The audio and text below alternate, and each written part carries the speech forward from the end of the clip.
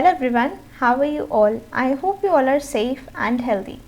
So we have covered a lot of MCQs and a lot of case scenarios till date.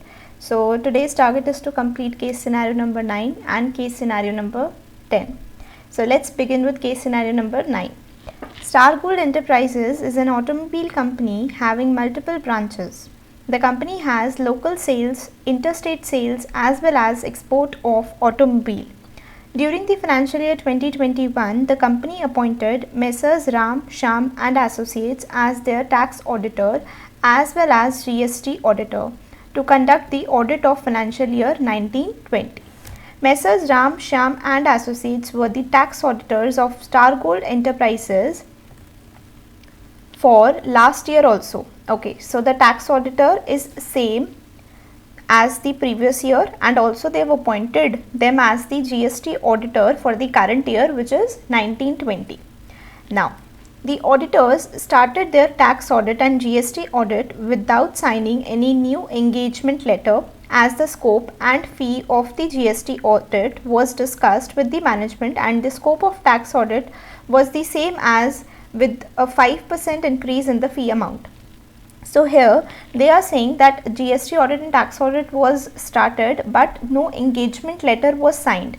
Now if you remember, engagement letter is as per SA 210. As per SA 210, statutory auditor needs to sign the engagement letter before starting with the audit. But here what type of audit are we talking about? Here we are saying GST audit and tax audit. Do you think GST audit or tax audit के time भी there is a requirement to have the engagement letter compulsorily? No, there is no such requirement. SA 210 is with respect to the stat audit and not with respect to the GST audit or the tax audit. Okay, now all the branches of the company are having aggregate turnover. सारी की सारी branches की aggregate turnover दिया हुआ है, which is amounting to rupees 6 crore, and all these branches of the company are registered under GST. So what is the hint over here? That GSTR 9C file करना पड़ेगा, which is GST audit कराना पड़ेगा of all the branches. GST audit की compulsory requirement आ गई, क्योंकि aggregate turnover अगर exceed कर जाता है तो हर एक ब्रांच का आपका ऑडिट होगा, irrespective of the fact whether the turnover of a particular branch is exceeding the limit और not. Now a new branch was open during the financial year 2019-20 new branch open हुई थी in Agra, and this particular branch has a turnover of 3.2 crore during the financial year 1920.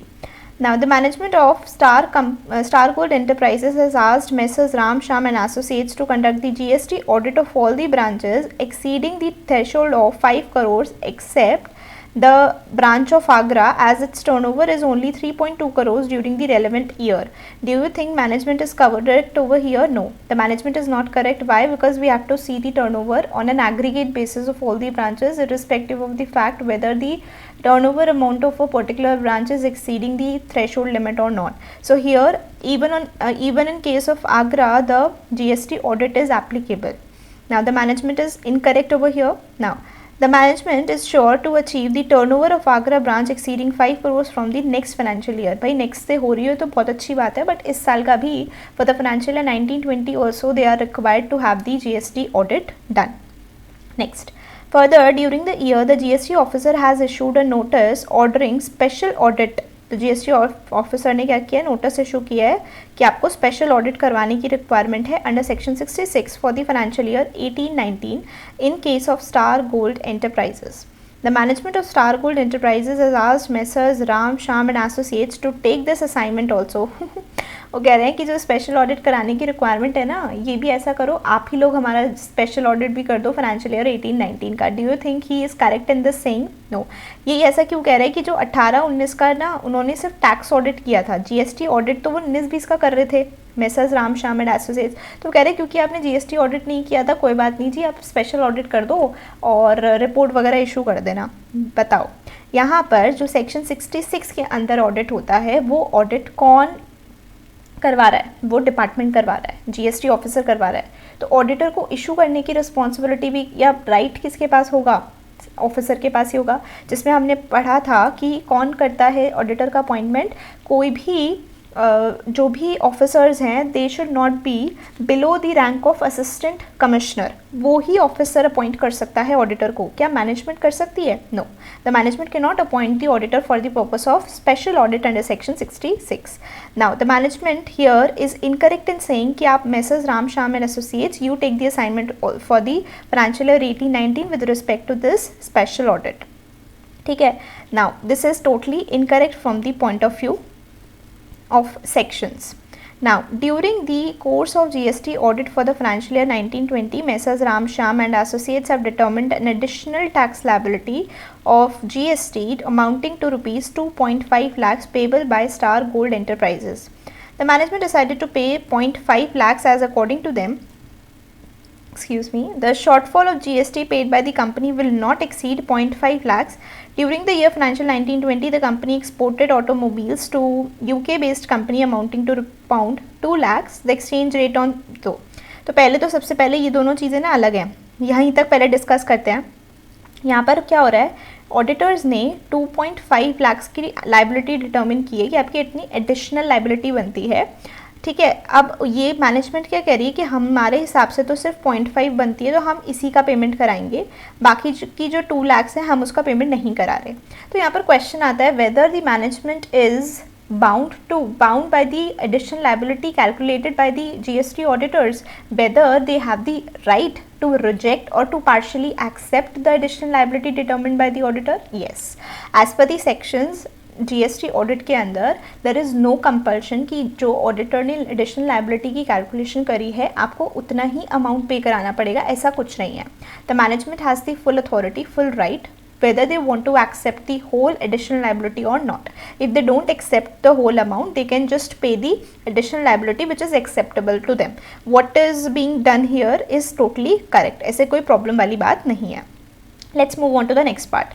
During the financial year 1920, the company exported automobiles to UK-based company amounting to pound 2 lakhs. The exchange rate on the date of shipping bill was this. तो RBI का reference date दे रखा है और CBEC का दे रखा है, तो आपको ये देख के पता चल गया होगा कि आपसे क्या पूछना चाह रहे हैं। तो अगर आपको पता है तो GST रिटर्न्स के अंदर जो आप रेट लेते हो फॉर कैलकुलेटिंग दी टर्नओवर, वो आप लेते हो CBEC के हिसाब से जो आपका रेट डिफाइंड है।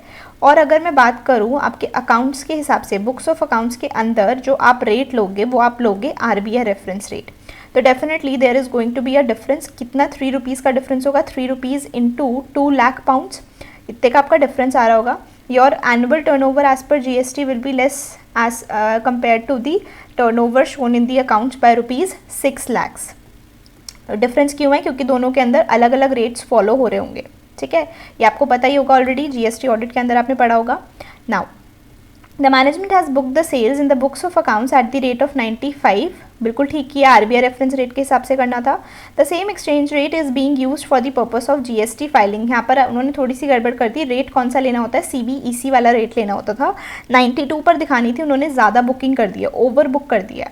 Now this is not correct as per the auditors, बिल्कुल सही कह रहे हैं, क्यों? क्योंकि CBEC के हिसाब से रेट लेना चाहिए था। The company is in the process of collating the data for GSTR 9C। 9C क्या होती है? ऑडिट रिपोर्ट होती है। GST की ऑडिट रिपोर्ट कौन से फॉर्म में जाती है? GSTR 9C। Now according to the accounts manager of Star Gold Enterprises, the company is not required to file, वो कह रहे हैं not required to file GSTR 9 and are required to file only GSTR 9C as their aggregate turnover exceeded 5 crore during the financial year 1920। अब एक बात बताओ, GSTR 9 किसको file करनी होती है? GSTR 9 उन सबको फाइल करनी होती है जिनकी GST की रिटर्न्स जारी होती है मंथली बेसिस पर, क्वार्टरली बेसिस पर वगैरह वगैरह। कोई भी रिटर्न अगर आपने फाइल की है, if you are registered person you have to file the GSTR 9। 9C सबको फाइल नहीं करनी होती, 9C सिर्फ उनको फाइल करवानी होती है जिनका ऑडिट हो रहा होता है। तो यहाँ पर देयर इज़ एन ऑप्शन कि हाँ 9C फाइल होगी नहीं होगी, we have to check the threshold limit, but 9 के केस में तो कोई लिमिट देखने की ज़रूरत ही नहीं है, तो यहाँ पर डेफिनेटली ये बंदा बिल्कुल गलत बोल रहा है। Now, however, the auditor's contention is not the same as in this regard, as they believe that the company needs to file both the GSTR 9 and GSTR 9C for the financial year 1920. Auditors बिल्कुल सही बोल रहे हैं इस case में। During the financial year 1920, Star Gold Enterprises has supplied automobiles valued at 35 lakhs to their agents, Messrs Ganesh Enterprises, such supplies are treated as turnover in the books of Star Gold Enterprises and also added in turnover amount for the purpose of filing GST returns, and the commission of 3.5 lakhs is shown as the cost of goods sold. तो यहाँ पर अगर हम case देखें तो यहाँ पर star gold enterprises ने एजेंट को गुड सप्लाई किए, ठीक है। अभी जो गुड सप्लाई किए इसकी जो टर्नओवर बुक हो रही है वो इसी की बुक्स में बुक हो रही है। क्यों? क्योंकि ये सिर्फ और सिर्फ एजेंट को क्या दे रहे हैं, कमीशन दे रहे हैं। एजेंट यहाँ पर जो बिलिंग हो रही है वो सब इसी की बुक्स के हिसाब से हो रही है, इसी के नाम पर इशू हो रहे हैं। ये सिर्फ और सिर्फ अपने कमीशन से मतलब रख रहा है। तो इसके लिए क्या ये टर्नओवर इसकी जीएसटी रिटर्न का पार्ट बनेगी या फिर इसी की जीएसटी के रिटर्न का पार्ट बनेगी? Of course star gold enterprises की ही जीएसटी रिटर्न का पार्ट बनेगी। रीज़न क्या है? क्योंकि स्टार गोल्ड एंटरप्राइजेस की ही बिलिंग हुई है, उन्हीं के बिल पर ये प्रिंट होके जा रहा होगा कि इतना अमाउंट उन्होंने इतने की सेल करी है ना। When they are making the outward supply तो डेफिनेटली इन्हीं के बिल पर जीएसटी का अमाउंट भी चार्ज हो रहा होगा, इन्हीं के बिल पे चार्ज हो रहा होगा, तो इन्हीं के रिटर्न के अंदर जाएगा। तो यहाँ पर कमीशन उन्होंने दिखा दिया, ठीक है, अपना पीएल का पार्ट बना लिया, और सेल्स भी इन्होंने तो मतलब बेसिकली उन्होंने अकाउंट्स में भी और अपनी जीएसटी के रिटर्न में भी दोनों में ही बिल्कुल ठीक ट्रीटमेंट किया हुआ है, कोई गलती वाली बात नहीं है। हाँ, अगर ऐसा हो रहा होता कि एजेंट आपके बिहाफ पर मतलब एजेंट ही बिलिंग कर रहा है, एजेंट आपसे लेकर आगे अलग बेच रहा है, तो उस केस में फिर एजेंट की बुक्स में उसको टर्नओवर आउटवर्ड सप्लाईज मान के उसकी बुक्स में टर्नओवर का पार्ट मानते। बट यहाँ पर ऐसा कुछ नहीं हो रहा है, एजेंट को तो सिर्फ और सिर्फ अपने कमीशन से मतलब है ना। चलो, during the course of tax audit, Messrs Ram Shyam and Associates noticed that Star Gold Enterprises has made a payment of 5 lakhs towards rent of conference hall to wife of one of the directors, Mr. Suresh of Star Gold Enterprises. The tax auditors are considering their reporting responsibility in this regard. तो यहाँ पर आपको पढ़ते ही समझ आ गया होगा कि ये चीज़ जब आप रेंट पे कर रहे हो डायरेक्टर की वाइफ को, तो इसका मतलब ये क्या है, ये सेक्शन 40A 2B के अंदर रिपोर्ट हो जाएगा। ये आपकी स्पेसिफाइड पर्सन के अंदर आ गई, स्पेसिफाइड पर्सन की डेफिनेशन को क्वालिफाई कर रही हैं। तो जब भी स्पेसिफाइड पर्सन की इसको क्वालिफाई करेंगी तो definitely there will be a reporting in 3CD के अंदर इस चीज़ की रिपोर्टिंग होगी। तो लेट्स सी हमसे क्या क्या चीज़ें क्वेश्चंस क्या क्या पूछें, उसके हिसाब से डिसाइड करते हैं। Now with respect to branch in Agra having turnover of less than 5 crores, whether the contention of the management of Star Gold Enterprises is correct regarding the GST audit applicability, तो management की contention सही थी क्या? No, management contention was not correct. तो यहाँ पर जहाँ पर भी लिखा होगा ना करेक्ट है उसको पहले काट दो। Management contention is not correct, is correct, तो करेक्ट को काट दो। लास्ट ऑप्शन भी देख लेते हैं, जिससे कि एलिमिनेट हो जाएंगे ना जब ऑप्शंस, तो काफ़ी कम हो जाएगा हमारा बर्डन। डी ऑप्शन में भी लिखा हुआ है नॉट करेक्ट, तो नॉट करेक्ट वाली बात ठीक है। तो हमें सिर्फ 2 ऑप्शंस पढ़ने हैं, बी और डी, इसमें से डिसाइड करना है कि सही आंसर क्या होगा। First of all let us read option number B. The contention of management of Star Gold Enterprises is not correct as the aggregate turnover under PAN of Star Gold Enterprises is already exceeding the threshold limit of 5 crore for the purpose of GST audit. तो बिल्कुल ठीक बोल रहे हैं कि उसकी contention सही नहीं है। क्यों? क्योंकि ऑलरेडी एक्सीड कर रहा है तो सबको ही कराना पड़ेगा, तभी ब्रांचेस का ऑडिट होगा। The contention of management of Star Gold Enterprises is not correct as GST audit is compulsory for a company respective of the turnover. नहीं, ऐसा नहीं है कि टर्नओवर को देखना ही नहीं है, कंपनी है तो हमेशा ही जीएसटी ऑडिट होगा। No, this is not like that. GST audit की एप्लीकेबिलिटी आती है on the basis of turnover, और जो कि यहाँ पर एक्सीड हो रही थी तो हर एक ब्रांच का ऑडिट होगा। So for the first question, correct option is B. Let's move on to the next question. For the purpose of conducting special audit under section 66 ordered by GST officer for the financial year 18-19, can Ram Shyam and Associates take such assignment on request of management? No, they cannot take. Assistant Commissioner at least rank होनी चाहिए, उससे ऊपर वाली ranks ही कर सकती हैं auditor को appoint. Now Mrs Ram Shyam Associates can not take, देखो कैन नॉट टेक वाले ऑप्शन सही है, कैन नॉट टेक तो 3 ऑप्शन आ गए अभी तक। कैन टेक वाला ऑप्शन तो सीधा सीधा एलिमिनेट हो गया क्योंकि नहीं ले सकते थे। तो फर्स्ट 3 ऑप्शन में से कोई एक ऑप्शन सही है। Let's read the reasoning. Messrs Ram Shyam and Associates cannot take the assignment as an audit firm cannot take up to more than 2 assignments for a client as they are already conducting tax audit, GST audit of the company. No, the reasoning is not correct. Messrs Ram Shyam and Associates cannot take the assignment as special audit under section 66 is to be conducted by an expert appointed by the controller. No. Ram Sham and Associates cannot take the assignment as special audit under section 66 is to be conducted by an expert nominated by the commissioner ठीक है बिल्कुल, and not expert appointed by the SSC, बिल्कुल ठीक. So the correct answer for question number 2 is C. Let's move on to the next question. Is the contention of management of Star Gold Enterprises correct with respect to filing of GSTR 9 and 9C by the company for financial year 1920? यहाँ पर management क्या कह रही थी? Management कह रही थी कि हमें GSTR 9 फाइल करने की ज़रूरत नहीं है, हमें सिर्फ और सिर्फ 9C फाइल करनी है. तो क्या मैनेजमेंट सही थी? नहीं. Management is correct? नहीं. Management is not correct as the company registered under GST is required to file 9 and 9C irrespective of the turnover amount. No, for GSTR 9C we have to see the turnover limit, but for GSTR 9 we don't have to see the turnover limit, we just have to see whether the person is registered or not. The management of Star Gold Enterprises is not correct as GSTR 9 is to be filed by all the registered persons and GSTR 9C is to be filed where the aggregate turnover exceeds 5 crores during the financial year, and Star Gold Enterprises meets both the conditions. So yes, this is the correct option. यहाँ पर भी correct लिखा है तो correct वाला तो वैसे भी गलत था. So the correct answer for third question would be C. Let's move on to the fourth question. With respect to supplies to agent, the turnover of 35 lakhs correctly included in total turnover in the books of Star Gold Enterprises and for the purpose of GST filing, yes, it was correctly treated. तो यहाँ पर हमें देखना है correct वाले option, excluded वाला हटा दो, करेक्टली इंक्लूडेड ठीक है. सो अभी तक एक ऑप्शन एलिमिनेट हुआ है, बाकी सब में करेक्टली इंक्लूडेड वर्ड लिखा है. तो let's read the reasoning from the top. First option में दिया हुआ है the turnover of 35 lakhs is correctly included in turnover amount in the books of this and it is to be included in the turnover amount of for the purpose of filing of GST. तो बिल्कुल ठीक लिख रखा है, दोनों के अंदर include होना चाहिए. तो yes, this seems to be the correct option. Still we'll go through the option number C and D. The turnover of 35 lakhs is correctly included in turnover amount in the books of Star Gold and for the purpose of GST filing returns the same should be included in turnover subject to written approval from agent. नहीं, हमें इसमें agent का कोई approval की requirement नहीं है.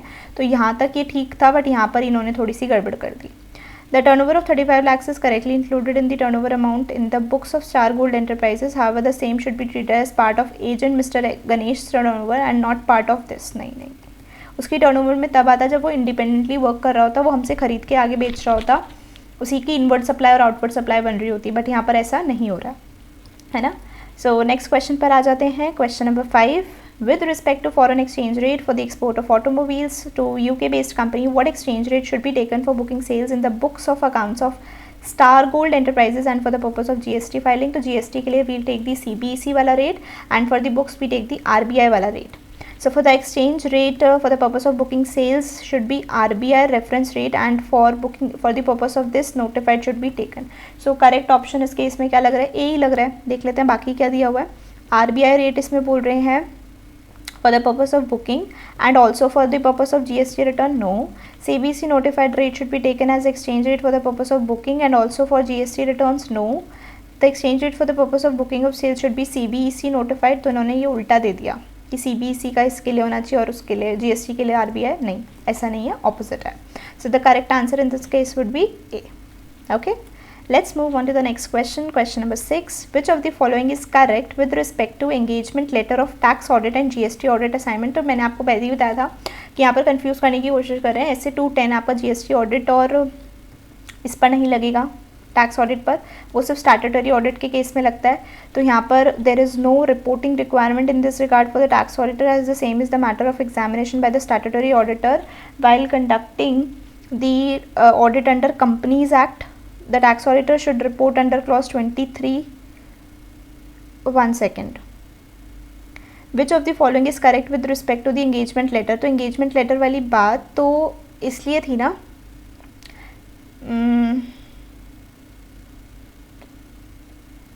एक minute, इसमें क्लॉज 23 आ गया. स्पेसिफाइड पेमेंट वाला तो अलग पार्ट था ना.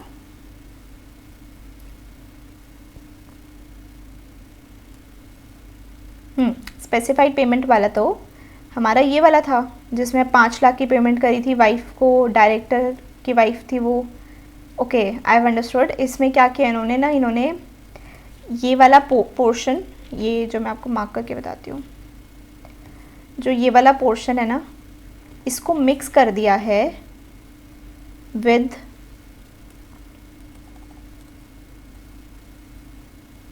This one, they have mixed these two portions and फिर मुझे लगता है क्वेश्चन बनाते वक्त गड़बड़ हो गई है, तो यहाँ पर थोड़ी सी गड़बड़ है. लेट्स सी इन्होंने ऑप्शंस क्या दिए हैं उस हिसाब से वील डिसाइड कि मोस्ट अप्रोप्रिएट आंसर क्या है, बट क्वेश्चन में थोड़ी सी गड़बड़ है. क्वेश्चन वो पूछ रहे हैं एंगेजमेंट लेटर से related and letter on they are specifying कि 48(2)B वाली चीज़, स्पेसिफाइड पर्सनस वाली चीज़. तो यहाँ पर हम देखते हैं there is no reporting requirement for the tax auditor as such should take management representation letter stating the payment is made at arm's length price. तो ये भी वो रेंट वाली पेमेंट की बात कर रहे हैं, which is again giving a direction or giving a hint for 48(2)B. There is no requirement to obtain for the tax auditor as such. However, Mrs. Ram Sham and Associates should take a management representation letter from Stargood Enterprises stating that such payment is made at arm's length price. So देखो, अगर ये वाला question आता है तो इसके लिए हम सिंपली लिख सकते हैं कि स्टैट्यूटरी ऑडिटर की रिक्वायरमेंट होती है तो उसको करना पड़ता है, उसको लेना पड़ता है एंगेजमेंट लेटर वगैरह 210 ऐसे के हिसाब से. But for this particular thing यहाँ पर सिंस 3 ऑप्शंस अगर आप देखोगे ना तो 3 ऑप्शंस आपके वो रेंट वाली ट्रांजैक्शन से रिलेटेड हैं. तो मेरे हिसाब से इनको 2 क्वेश्चंस बनाने थे और यहाँ पर वो 3 ऑप्शंस आपको एंगेजमेंट लेटर वाले देने थे और फिर इसका अलग क्वेश्चन बनाना था. But they have eventually mixed both these questions and question कुछ और हो गया, ऑप्शन ए उससे लिंक्ड हो गया एंड बाद के 3 ऑप्शंस कुछ और ही बन गए. सो रेंट वाले के हिसाब से इफ़ आई टॉक अबाउट तो इस हिसाब से तो ये वाला एक्सप्लेनेशन सही है विद रिस्पेक्ट टू रेंट वाली transaction. And if I check the answer also, yes the answer is also given B. तो जिसका मतलब ये है कि उन्होंने, आप इस क्वेश्चन को इग्नोर कर दो, आप ये मान लो कि आपसे ये पूछ रहे हैं कि अगर रेंट वाली जो पेमेंट हुई है उसके साथ कैसे डील करेगा टैक्स ऑडिटर, क्योंकि यहाँ पर भी उन्होंने मेंशन किया था ना कि वो टैक्स ऑडिटर इस चीज़ को रिपोर्ट करने का सोच रहे हैं. If you see the question case study तो यहाँ पर आपने देखा होगा उसमें लिखा भी था tax auditors are considering their reporting responsibility in this regard. तो मान के चलो आपसे यही पूछना चाह रहे हैं और इसी के बेसिस पर आप फिर आंसर लिख दो which is eventually answer number option number B आपका करेक्ट आ रहा है इसमें, तो वही आपका ठीक हो जाएगा. कभी बाई चांस अगर पेपर में ऐसी सिचुएशन हो जाए तो वैसे तो होनी नहीं चाहिए क्योंकि ये सरासर गलत है, दोनों चीज़ों में मिक्स कर देना तो क्वेश्चन अलग है आंसर अलग है.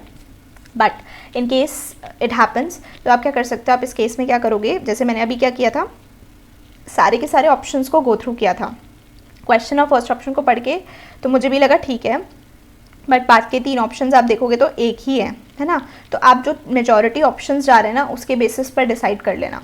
वैसे तो ऐसा होना नहीं चाहिए बट स्टिल अब हो गया तो हम क्या कर सकते हैं ना. तो अगर आपसे ये वाला क्वेश्चन पूछा जाता है तो आप सिंपली इसका आंसर ये है कि स्टैट्यूटरी ऑडिट के केस में there is a requirement of engagement letter and all, but in case of tax audit and GST audit no such compliance has to be made. And with respect to rent वाला question तो simple है, उसका तो आपको option सही वाला दिया ही हुआ है. ठीक है, तो 9.6 का बी ऑप्शन आपका करेक्ट हो जाएगा. Let's move on to the next question, next case study rather.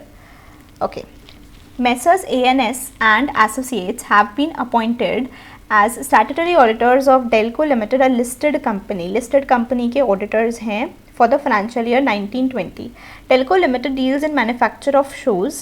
During the course of audit, the auditor found out that the company has acquired 2 subsidiaries, namely Sole Limited, dealing in manufacture of shoe soles, and Saucer Limited, dealing in the manufacture of kid shoes. The auditors of Sole Limited and Saucers Limited are there. तो दोनों subsidiaries के जो auditors हैं वो same है और ठीक है, ये listed entity है. Next, Delco Limited has prepared the consolidated financial statements under Indian accounting standards and consolidated the financial statements of subsidiary Sole Limited during the current financial year. However, the company has not consolidated the financial statements of Saucer Limited, which was also acquired during the current financial year, as the company has not yet been able to ascertain the fair values of certain material assets and liabilities of Saucer Limited as on the acquisition date.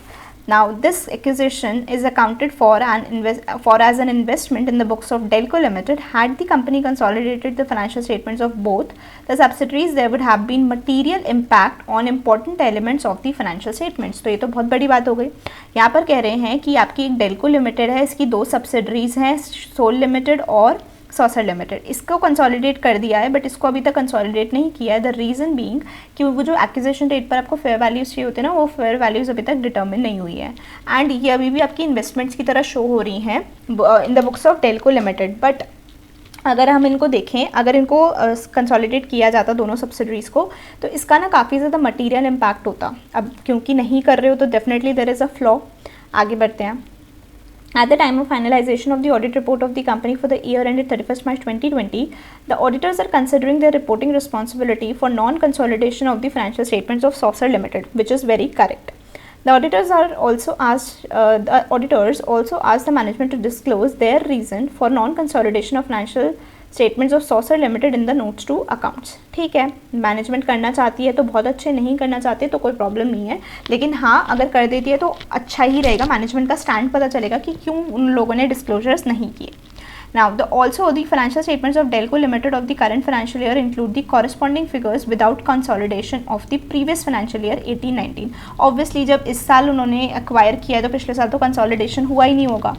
Further, the auditors are also considering the implications on their responsibilities and management's responsibilities with respect to the financial statements and in the audit of financial statements. ठीक है. Based on the above facts, consider or answer the following.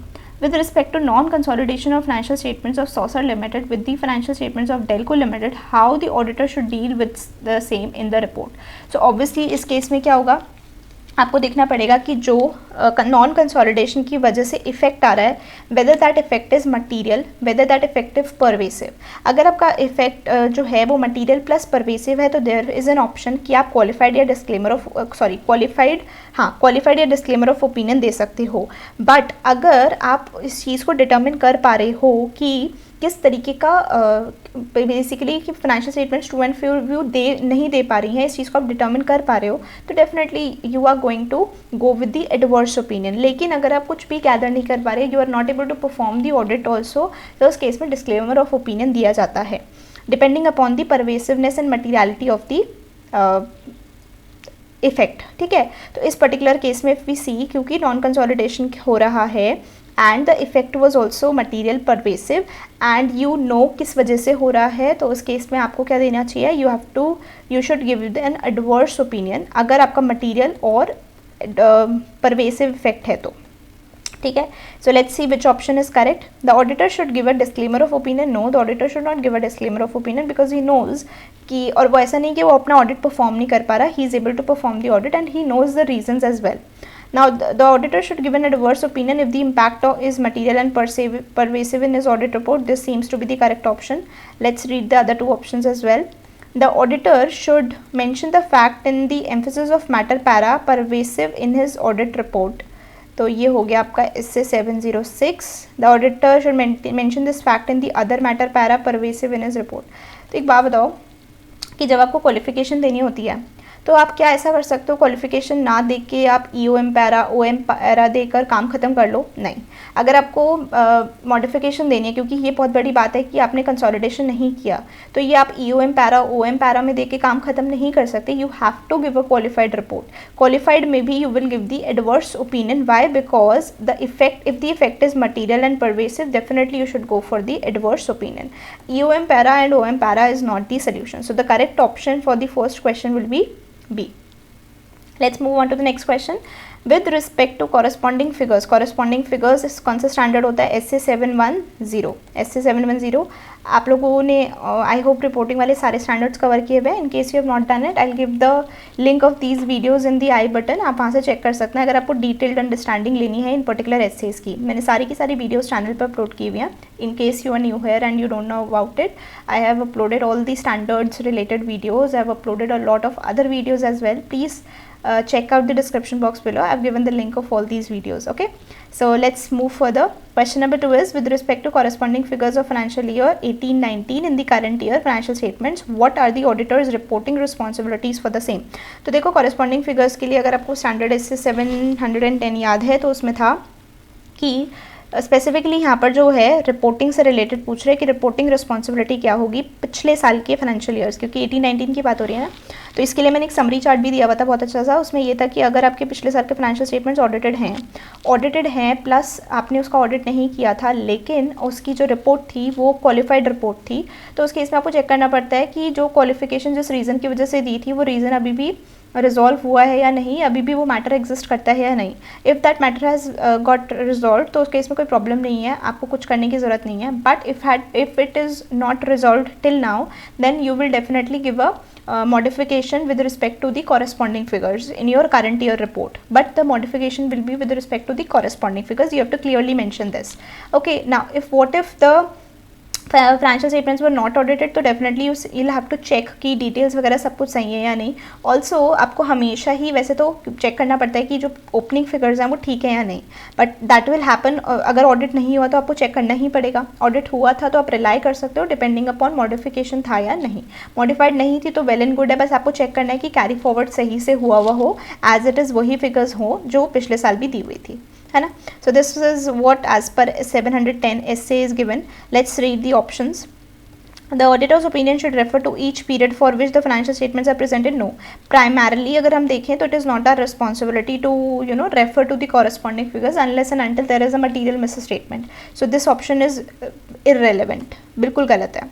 Now the auditors need to report on the current year's financial statements only, be it comparative or corresponding. नहीं. The auditor's opinion shall not refer to the corresponding figures except, बिल्कुल ठीक बात बोली, हमें वैसे refer नहीं करनी होती, except if the previous period audit report is other than unqualified, मतलब qualified थी, or the auditor has sufficient evidence that a material misstatement exists in the financial statements of prior period which was not addressed earlier. देखो ये दोनों चीज़ें बिल्कुल ठीक दे रखी है. मैं बोलते वक्त एक चीज़ मिस कर गई.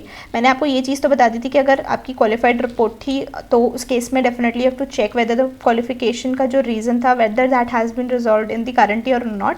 If it is not resolve then you will definitely have to give the modification with respect to the corresponding figure of the previous year.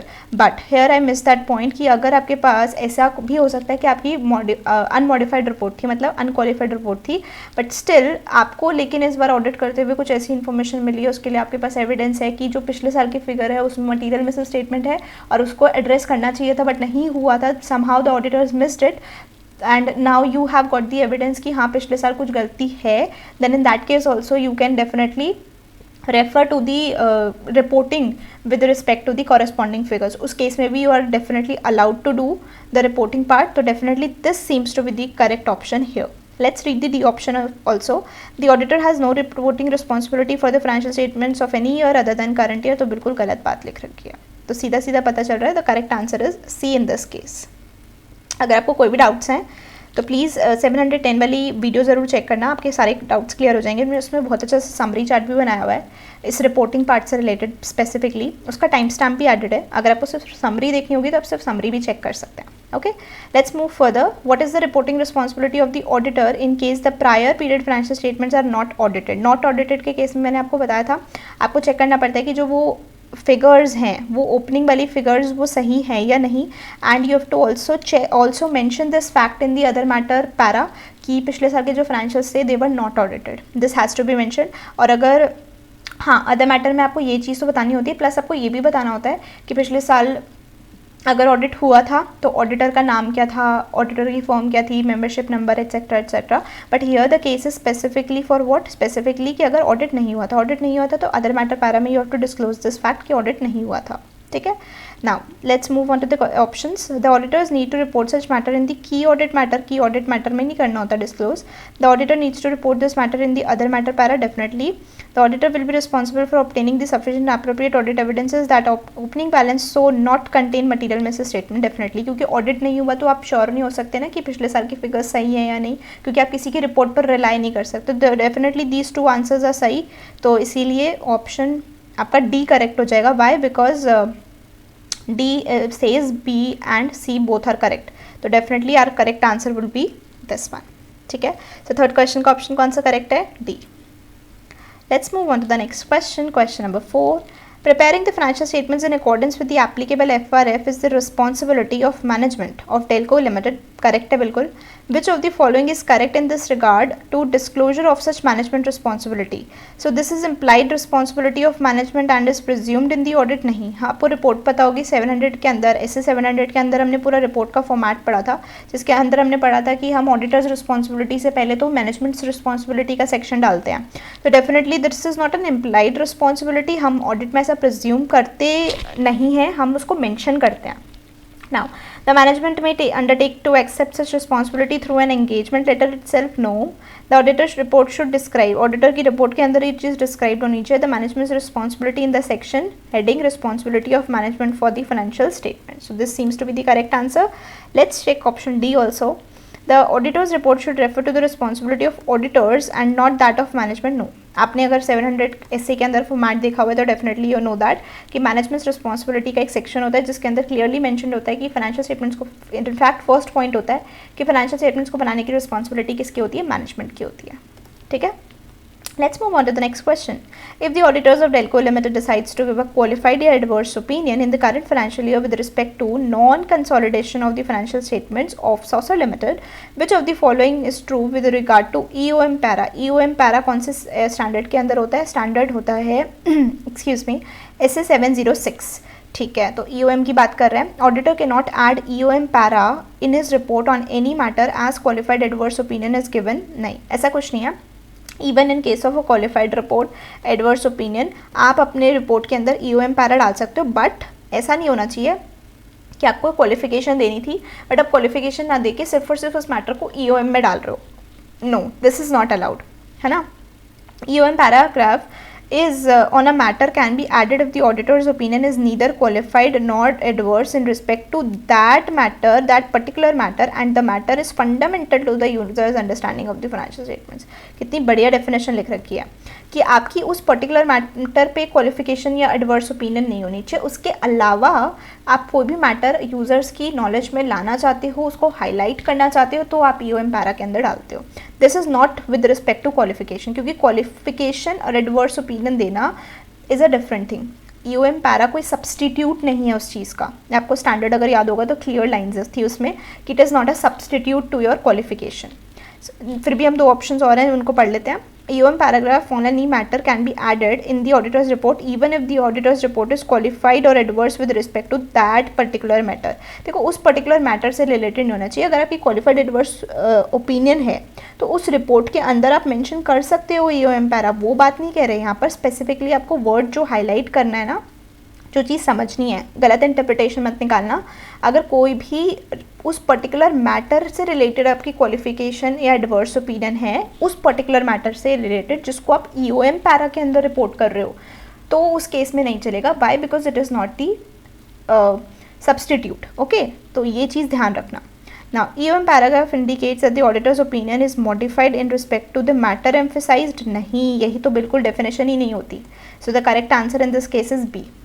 देखो, स्टैंडर्ड रिपोर्टिंग वाला स्टैंडर्ड 710 का भी क्वेश्चन था, इसमें 706 का भी क्वेश्चन है. तो अगर आपको रिपोर्टिंग वाला स्टैंडर्ड अच्छे से आता है, 700 सीरीज अच्छे से आती है, तो this case study would have been really easy for you to tackle, है ना. चलो, लास्ट क्वेश्चन है इस केस स्टडी का, उसको भी कंप्लीट कर लेते हैं.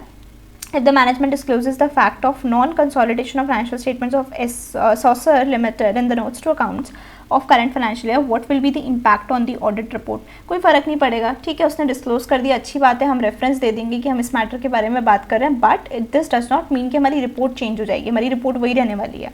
ये तो मैनेजमेंट करे ना करे, हम तो अपनी रिपोर्ट वैसे ही रखने वाले थे.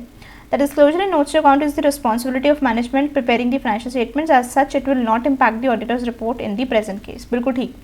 The auditors can ignore the issue of non-consolidation. नहीं, हम क्यों इग्नोर करें. The auditor should give an unmodified opinion. बिल्कुल भी नहीं. The auditor cannot give an adverse or qualified opinion in this case. बिल्कुल भी नहीं. किसने कह दिया? दे सकते हैं हम रिपोर्ट में, क्योंकि गलती तो अभी भी है ना. सिर्फ नोट्स में डिस्क्लोजर करने से गलती थोड़ी ना खत्म हो गई. So the correct option in this case is A. Okay. So yeah, that's all for this case study, guys. Thank you so much for watching the video. I hope you enjoyed solving these two case studies with me. In case you did, please give a thumbs up to this video and share this video with your friends so that they can also quickly complete all their case studies and MCQs with me. They can participate and study with me. So yeah, that's all for today, guys. Thank you so much for watching the video. If you are new here, please subscribe to the channel. And that's all for today, guys. See you in the next video. Till then, stay safe, stay healthy. Bye bye.